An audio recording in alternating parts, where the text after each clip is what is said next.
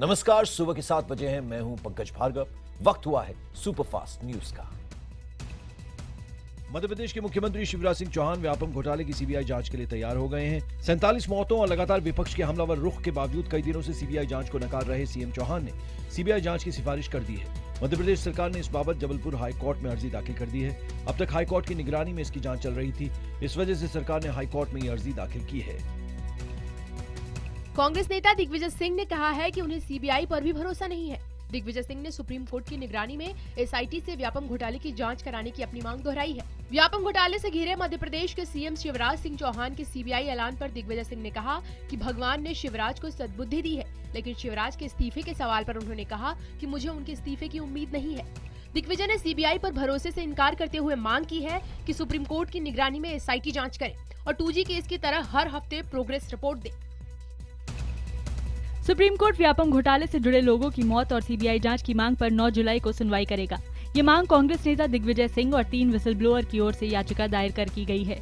मंगलवार को chief justice HL Dattu की अगुवाई वाली बेंच ने मामले की जल्दी सुनवाई की अपील स्वीकार की। दिग्विजय सिंह और विसल ब्लोअर ने कहा कि घोटाले की जांच कर रही एसआईटी की निगरानी करने वाली स्पेशल टास्क फोर्स पर उन्हें भरोसा नहीं है। व्यापम घोटाले से जुड़ी खबरों और तथ्यों की पड़ताल करने मध्य प्रदेश के झाबुआ गए पत्रकार अक्षय सिंह का विसरा सैंपल दिल्ली के एम्स आ गया है। Madhya Pradesh police viscera sample लेकर दिल्ली पहुंची। एम्स ने कहा कि एक कमेटी बनाकर इसकी जांच की जाएगी। आपको बता दें कि इंडिया टुडे ग्रुप और अक्षय के परिवार ने शिवराज सरकार से मांग की थी कि वो उनके विसरा की जांच दिल्ली के एम्स में करवाएं। आपको बता दें कि पत्रकार अक्षय की संदिग्ध हालात में मौत हुई थी। मध्य प्रदेश के व्यापम घोटाले को लेकर कांग्रेस और दूसरी विपक्षी दल लगातार बीजेपी पर हमलावर हैं। वो इस मामले में पीएम नरेंद्र मोदी से जवाब मांग रहे हैं, लेकिन केंद्रीय कानून मंत्री सदानंद गौड़ा ने व्यापम घोटाले को छोटा मुद्दा बताते हुए कहा कि पीएम को ऐसे छोटे मसलों पर जवाब देने की जरूरत नहीं है। बाद में कानून मंत्री ने अपने बयान पर सफाई देते हुए कहा कि उनके कहने का मतलब था कि हर मुद्दे में पीएम को घसीटना उचित नहीं है। कानून मंत्री के इस बयान पर कांग्रेस नेता दिग्विजय सिंह ने चुटकी ली है। कजाकिस्तान से प्रधानमंत्री नरेंद्र मोदी आज रूस के उफा शहर पहुंचेंगे। यहां पीएम मोदी ब्रिक्स और शंघाई कोऑपरेशन ऑर्गेनाइजेशन समिट में हिस्सा लेंगे। इस दौरान प्रधानमंत्री नरेंद्र मोदी पाकिस्तान के प्रधानमंत्री नवाज शरीफ और चीन के राष्ट्रपति शी जिनपिंग से भी मुलाकात कर सकते हैं। पूरी दुनिया की नजरें पीएम मोदी और नवाज शरीफ की संभावित मुलाकात पर टिकी हुई है। आपको बता दें कि 9 से 10 जुलाई के दौरान होने वाले शंघाई कोऑपरेशन ऑर्गेनाइजेशन समिट में भारत को शामिल करने की घोषणा होने की भी उम्मीद है। प्रधानमंत्री नरेंद्र मोदी अपने मध्य एशिया दौरे के दूसरे चरण में मंगलवार को कजाकिस्तान की राजधानी अस्ताना पहुंचे। कजाकिस्तान के प्रधानमंत्री करीम मसीमोव ने प्रधानमंत्री मोदी की अगवानी की। पीएम मोदी के स्वागत में हिंदी गाने बजाए गए। प्रधानमंत्री मोदी ने यहां भारतीय समुदाय के लोगों से मुलाकात की, उन्हें संबोधित भी किया। उन्होंने उम्मीद जताई कि उनके इस दौरे से दोनों देशों को हर क्षेत्र में लाभ होगा। प्रधानमंत्री मोदी ने करीम मसीमोव के साथ अपनी एक तस्वीर साझा करते हुए ट्वीट में लिखा है कि मध्य एशिया में भारत के सबसे महत्वपूर्ण मित्र कजाकिस्तान में आकर खुश हों। मोदी ने उज़्बेकिस्तान की अपनी यात्रा के दौरान वहां के छात्रों और भारतीय समुदाय के लोगों को संबोधित किया। पीएम ने कहा कि भाषा का आर्थिक स्थिति के साथ सीधा संबंध होता है। जिन देशों में आर्थिक समृद्धि होती है, उनकी भाषा के पंख बड़े तेज हो जाते हैं। उन्होंने कहा कि दुनिया के सारे लोग उसे सीखना चाहते हैं क्योंकि इससे कारोबार में आसानी होती है। मैं देख रहा हूं कि आने वाले समय में भारत की भाषाओं का महत्व भी बढ़ने वाला है। इससे पहले पीएम मोदी ने पूर्व प्रधानमंत्री लाल बहादुर शास्त्री को श्रद्धांजलि दी। बता दें कि ताशकंद में ही 1966 में शास्त्री जी का दिल का दौरा पड़ने से निधन हो गया था। प्रधानमंत्री नरेंद्र मोदी 17 जुलाई को श्रीनगर में इफ्तार पार्टी दे सकते हैं। दरअसल पीएम मोदी 17 जुलाई को पूर्व सांसद और मंत्री रहे गिरधारी लाल डोगरा के 100वें जन्मदिन पर जम्मू जा रहे हैं। सूत्रों के मुताबिक उसी दिन पीएम श्रीनगर भी जाएंगे, जहां वो इफ्तार पार्टी दे सकते हैं। आपको बता दें, पिछले साल प्रधानमंत्री नरेंद्र मोदी ने श्रीनगर में ही दिवाली मनाई थी। सुप्रीम कोर्ट ने बीजेपी, कांग्रेस समेत 6 राष्ट्रीय पार्टियों को नोटिस जारी किया है। ये नोटिस पार्टियों को आरटीआई के तहत लाने की याचिका पर जारी किया गया है। सुप्रीम कोर्ट ने सभी पार्टियों से 6 हफ्तों में जवाब मांगा है। इनमें बीजेपी, कांग्रेस के अलावा सीपीआई, सीपीएम, बीएसपी और एनसीपी शामिल हैं। पिछले कई सालों से राजनीतिक दलों को सूचना के अधिकार के तहत लाने की मांग उठती रही है और ये दल उसका विरोध कर रहे हैं। आम आदमी पार्टी के नेता कुमार विश्वास की शिकायत महिला आयोग से करने वाली महिला ने अब उनके निजी सचिव के खिलाफ केस दर्ज कराया है। महिला का आरोप है कि जब वो दिल्ली के आनंद विहार इलाके में अपनी कार से जा रही थी, उसी दौरान मोटरसाइकिल पर सवार 2 युवकों ने उसे रिवॉल्वर दिखाकर शिकायत वापस लेने की धमकी दी। महिला का आरोप है कि धमकी देने वालों में से कुमार विश्वास का निजी सचिव शैल था। सीमापुरी थाने में महिला की शिकायत पर एफआईआर दर्ज हो गई है। वहीं शैल ने इन आरोपों का खंडन किया है। शैल का कहना है कि महिला जानबूझकर उन्हें फंसाना चाहती है। आम आदमी पार्टी के पंजाब के 3 सांसद पार्टी की कार्यशैली से असहमत हैं। सूत्रों के मुताबिक पार्टी की पंजाब इकाई में हाल में ही की गई नियुक्तियों को लेकर सांसद धर्मवीर गांधी, साधु सिंह और हरिंदर सिंह खालसा ने पार्टी हाईकमान को अपनी असहमति से अवगत कराया है। इस बीच पार्टी के पंजाब इकाई के प्रभारी संजय सिंह ने इन सांसदों से पूछा है कि उन्होंने पिछले 1 साल में अपने क्षेत्र में क्या काम किया और पार्टी के लिए क्या किया, इस बारे में बताएं। संजय सिंह ने असहमति की खबरों पर कहा कि पार्टी में लोगों की अलग अलग राय हो सकती है, लेकिन आपस में बैठकर असहमतियों पर चर्चा करेंगे। प्रियंका गांधी को हिमाचल हाईकोर्ट से बड़ी राहत मिली है। हिमाचल के मशोबरा में बन रहे प्रियंका गांधी के घर की जानकारी अब सार्वजनिक नहीं होगी। हिमाचल हाईकोर्ट ने राज्य सूचना आयोग के उस आदेश पर रोक लगा दी जिसमें राज्य सरकार को प्रियंका गांधी के घर से जुड़ी जानकारी सार्वजनिक करने का आदेश दिया गया था। गौरतलब है कि कुछ दिनों पहले सूचना आयोग ने सरकार से 10 दिनों के अंदर इस बाबत जानकारी मुहैया कराने का आदेश दिया था। केंद्रीय दूरसंचार मंत्री रविशंकर प्रसाद ने टेलीकॉम कंपनियों की क्वालिटी का ऑडिट करवाने की बात दोहराई है। साथ ही रेडिएशन के बारे में टिप्पणी करते हुए कहा, बिना किसी सबूत के मोबाइल रेडिएशन को लेकर डर फैलाया जा रहा है, जबकि WHO ने अपनी एक रिपोर्ट में इस तरह के डर को साफ तौर पर खारिज किया है। उन्होंने कहा कि एक्सपर्ट कमेटियों ने ये भी रिपोर्ट दी है कि मोबाइल रेडिएशन से स्वास्थ्य पर किसी तरह का घातक असर नहीं होता है। उत्तर प्रदेश के बाराबंकी में थाने में जिंदा जलाई गई महिला का अंतिम संस्कार कर दिया गया है। परिवार वालों ने प्रशासन के सही जांच के भरोसे के बाद महिला का अंतिम संस्कार कर दिया। इस मामले में 2 पुलिस वालों को सस्पेंड कर उनके खिलाफ आत्महत्या के लिए उकसाने और धमकाने का मामला दर्ज किया गया है। मरने से पहले महिला ने बयान दिया कि फर्जी मामले में पकड़े गए अपने पति को छुड़ाने वो थाने गई, जहां थानाध्यक्ष और दारोगा ने उसके साथ छेड़खानी की, लेकिन कामयाब न होने पर जिंदा जला दिया। इस मामले में मुख्यमंत्री अखिलेश यादव ने कहा कि आरोपियों के खिलाफ कार्रवाई की गई है। साथ ही घटना के मजिस्ट्रेट जांच के आदेश भी दिए गए हैं। शहरी विकास मंत्रालय के ताजा जारी आंकड़ों के अनुसार स्वच्छ भारत अभियान में गुजरात, मध्य प्रदेश, कर्नाटक, महाराष्ट्र, तमिलनाडु और तेलंगाना सबसे आगे हैं। दिल्ली सार्वजनिक शौचालय बनाने में सबसे आगे है। गुजरात हर घर में शौचालय बनाने में अव्वल है तो मध्य प्रदेश दूसरे स्थान पर है। घर घर से कूड़े की सफाई यानी सॉलिड वेस्ट मैनेजमेंट में तमिलनाडु सबसे आगे है। अब तक शहरी विकास मंत्रालय 13,64,814 शौचालय आवंटित कर चुका है। मुंबई के सबसे संवेदनशील भाभा एटॉमिक रिसर्च सेंटर की सुरक्षा में चूक का मामला सामने आया है। करीब आधे घंटे तक भाभा एटॉमिक रिसर्च सेंटर पर ड्रोन उड़ता रहा। 3 लोग रिमोट के सहारे ड्रोन उड़ा रहे थे। एक प्रोफेसर के रोकने पर ये तीनों फरार हो गए। पुलिस ने मामले की गंभीरता को देखते हुए मामला दर्ज कर लिया है। अब तक इस मामले में 2 लोगों को गिरफ्तार किया गया है। आरोपियों का दावा है कि वो अपने वेबसाइट पर यहाँ की प्रॉपर्टी के विजुअल्स अपलोड करने के लिए ड्रोन से शूटिंग कर रहे थे। आपको बता दें कि मुंबई में बिना इजाजत ड्रोन उड़ाना अपराध है और भाभा एटॉमिक रिसर्च सेंटर आतंकियों के निशाने पर है। टर्किश एयरलाइंस के एक विमान में बम की खबर मिलने के बाद उसे दिल्ली एयरपोर्ट पर इमरजेंसी लैंडिंग करनी पड़ी। विमान के पायलट ने एयर ट्रैफिक कंट्रोलरों को बताया कि विमान के एक बाथरूम में आईने पर लाल रंग की लिपस्टिक से विमान के कार्गो में बम होने की बात लिखी मिली थी। इस दौरान एयरपोर्ट पर इमरजेंसी घोषित कर दी गई। विमान के उतरने के तुरंत बाद उसे खाली इलाके में ले जाया गया और लगभग 148 यात्रियों समेत सभी क्रू मेंबर्स को सुरक्षित निकाला गया, लेकिन गहन जांच के बाद भी कोई संदिग्ध वस्तु नहीं मिली। IBN 7 पर सेना में हो रहे भर्ती घोटाले के पर्दाफाश के बाद सेना ने भर्ती के नियमों में बड़े फेरबदल किए हैं। पूरी भर्ती प्रक्रिया को ऑनलाइन कर दिया गया है। इसी बीच गुजरात के साबरकांठा में 9 ऐसे मामले सामने आए हैं जिन्होंने फर्जी डोमिसाइल दस्तावेजों के सहारे सेना में भर्ती होने की कोशिश की।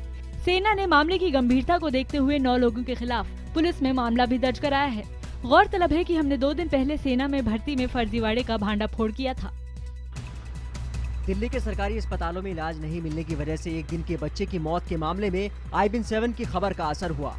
दिल्ली सरकार ने 3 अस्पतालों से इस मामले में जवाब मांगा है।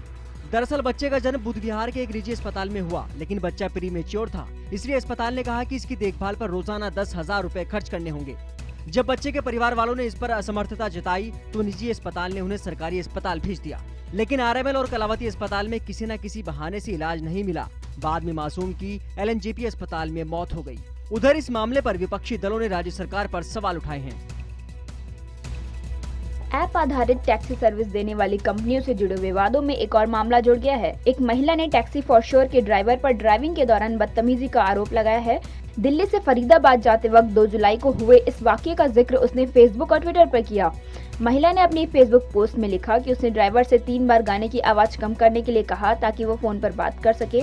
तभी अचानक उसने पाया कि ड्राइविंग के दौरान ही ड्राइवर आपत्तिजनक हरकत कर रहा था। जब महिला ने टैक्सी फॉर श्योर के कॉल सेंटर में बात की तो कहा गया कि 24 घंटे के अंदर एक्शन लिया जाएगा।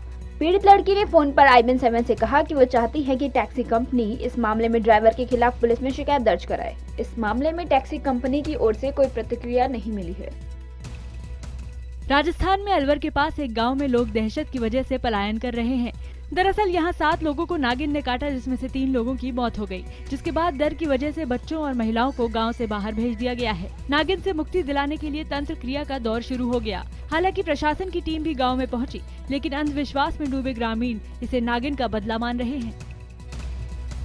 आगरा में अवैध रूप से बिकने वाली जहरीली शराब पीने से 3 लोगों की मौत हो गई, जबकि 3 लोग गंभीर हालत में अस्पताल में भर्ती कराए गए हैं। घटना के बाद से पीड़ितों के परिजनों का रो रो कर बुरा हाल है। लोगों के मुताबिक उनकी मौत अवैध रूप से बिकने वाली जहरीली शराब से हुई है। इनकी माने तो जहरीली शराब की बिक्री पर रोक लगाई गई थी, फिर भी अवैध तरीके से इसकी बिक्री जारी है। यूपी के कासगंज में एक युवक की हत्या का मामला सामने आया है। कासगंज के रहने वाले मानपाल को उसके ही कुछ साथी मजदूरी कराने के बहाने घर से बाहर ले गए थे। मानपाल के सिर पर चोट के निशान हैं और शरीर पर तेजाब भी फेंका गया है। आरोप है कि कासगंज पुलिस इस मामले को हत्या की जगह हादसे में तब्दील करने के लिए परिवार पर दबाव बना रही है। गुड़गांव में एक ऑनर किलिंग का मामला सामने आया है, जहां पर 11वीं क्लास में पढ़ने वाले एक छात्र की हत्या कर दी गई। गुड़गांव के उल्लावास गांव में 17 साल का शेखर 21 जून की रात को अचानक से लापता हो गया। उसी दिन गांव की एक लड़की भी गायब हो गई, लेकिन 2 दिन बाद लड़की वापस लौट आई।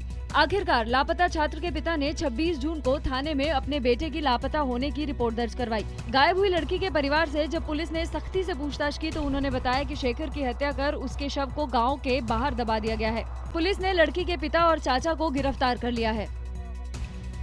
यूपी के गोंडा में 2 मासूम बच्चों की सेफ्टी टैंक में गिरकर दर्दनाक मौत हो गई। घर से खेलने के लिए बाहर निकले दोनों भाइयों की गांव के बीचों बीच निर्माणाधीन सेफ्टी टैंक में डूबने से मौत हो गई। दोनों बच्चों की उम्र महज 3 और 4 साल थी। जब ये बच्चे काफी देर तक घर नहीं लौटे तब उन्हें परिजन ढूंढने लगे और आखिरकार सेफ्टी टैंक में इन बच्चों की लाश नजर आई। मौके पर पहुंची पुलिस ने शवों का अंतिम संस्कार करा दिया है।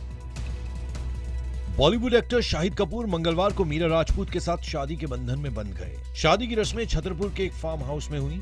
इस दौरान शाहिद और मीरा के परिवार से जुड़े करीब 40 मेहमान मौजूद थे। शाहिद और मीरा का वेडिंग रिसेप्शन गुड़गांव के होटल ओबरॉय में हुआ, जिसमें परिवार के लोगों के साथ दोनों के करीबी दोस्त नजर आए। 12 जुलाई को मुंबई में ग्रैंड रिसेप्शन की तैयारी भी है, जिसमें कई बॉलीवुड हस्तियों के पहुंचने की उम्मीद है। श्रीलंकाई मूल के क्रिकेटर बावलन पद्मनाभन की गेंद लगने की वजह से मैदान पर ही मौत हो गई। पद्मनाभन इंग्लैंड के क्लब की ओर से लीग मैच खेल रहे थे। बल्लेबाजी करते वक्त उनके सीने में गेंद लगी। आनन फानन में उन्हें अस्पताल ले जाया गया, लेकिन युवा क्रिकेटर को बचाया नहीं जा सका। इंग्लैंड ऑस्ट्रेलिया के बीच एशेज सीरीज का पहला टेस्ट मैच आज से कार्डिफ में खेला जाएगा। पूर्व दिग्गजों की माने तो शुरुआती टेस्ट से ही पता चल जाएगा कि किस टीम का पलड़ा भारी रहेगा। फिलहाल दोनों ही टीमों के खिलाड़ी अच्छी फॉर्म में हैं। पाकिस्तान ने श्रीलंका को तीसरे टेस्ट मैच में 7 विकेट से हरा दिया। इस जीत के साथ पाकिस्तान ने 3 टेस्ट मैचों की सीरीज पर 2-1 से कब्जा कर लिया। पाकिस्तान ने 370 रन से ज्यादा का पीछा करते हुए पहली बार जीत हासिल की है। पाकिस्तान के लिए यूनिस खान ने नाबाद 171 रन बनाए। दक्षिण अफ्रीका ने दूसरे T20 मैच में बांग्लादेश को 31 रन से हरा दिया। दक्षिण अफ्रीका के 169 रन के जवाब में बांग्लादेश की पूरी टीम 138 रन पर ढेर हो गई। इस जीत के साथ ही दक्षिण अफ्रीका ने 2 T20 मैच की सीरीज पर 2-0 से कब्जा कर लिया है। दुनिया के मशहूर मुक्केबाज फ्लॉयड मैवेदर से वर्ल्ड बॉक्सिंग फेडरेशन ने वेल्टरवेट वर्ल्ड टाइटल छीन लिया। मैवेदर को इस मुकाबले में मिली इनामी राशि का 3% हिस्सा बॉक्सिंग फेडरेशन को देना था, जो उन्होंने नहीं दिया।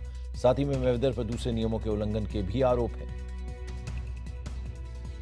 अफगानिस्तान की राजधानी काबुल में 2 अलग अलग जगह हुए आतंकी हमलों में एक नाटो सैनिक की मौत हो गई, जबकि 3 लोग घायल हो गए। पहला हमला फिदाइन था, जो नाटो सैनिकों के काफिले को निशाना बनाकर किया गया, जबकि दूसरी जगह आतंकियों और सैनिकों के बीच गोलीबारी हुई। दोनों हमलों की जिम्मेदारी तालिबान ने ली है।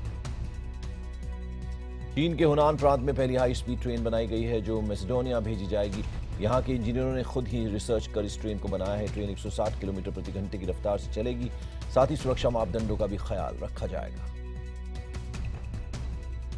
दुनिया के 112 साल के एक बुजुर्ग जिन्हें गुर्दे की बीमारी थी, उन्हें अस्पताल में भर्ती कराया गया। मोमोई टोक्यो के पास सैटामा शहर में रहते।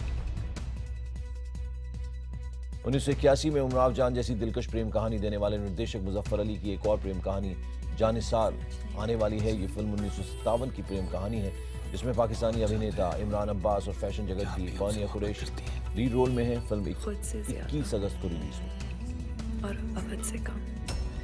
एक और बॉलीवुड सेलिब्रिटी शादी के बंधन में बंध गई। अभिनेत्री मिनीषा लामा ने अपने बॉयफ्रेंड रयान थाम से शादी की, जिन्हें वो पिछले 2 सालों से डेट कर रही थी। ये शादी कोर्ट में हुई और कुछ करीबी लोग ही इसमें शामिल हुए। फिल्म अभिनेता वरुण धवन और अभिनेत्री श्रद्धा कपूर की ABCD 2 ने कमाई में 100 करोड़ रुपए का आंकड़ा पार कर लिया है। व्यापार विश्लेषकों के मुताबिक फिल्म ने तीसरे हफ्ते में 101 करोड़ 91 लाख रुपए कमाए। रेमो डिसूजा निर्देशित ABCD 2 वरुण के करियर की पहली फिल्म है जिसने 100 करोड़ रुपए का आंकड़ा छुआ है।